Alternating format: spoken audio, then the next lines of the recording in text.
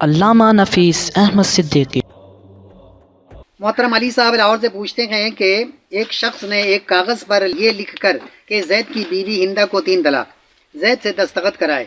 जैद ने ज़ुबान से कुछ नहीं कहा। इस सूरत में तलाक वाक़ हुई या नहीं? तो मोहतरम अली साहब, अगर जैद से जिसने दस्तखत कराए गए 3 तलाक लिखकर पेपर के ऊपर और फिर जैद से उसने दस्तखत कराए, तो आप ज़रा ये देखें कि जैद को पता है या नहीं है कि किस चीज़ पर दस्तखत कर रहा है।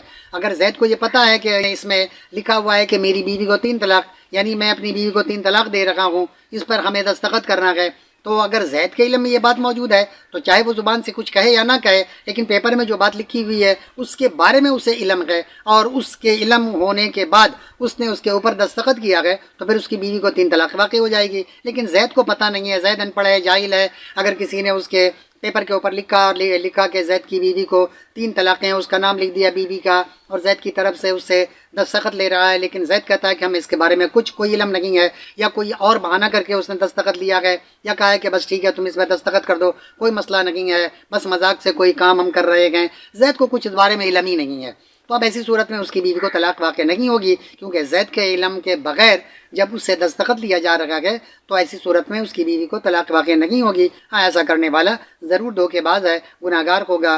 वमा अलैना इल्लल बलाग।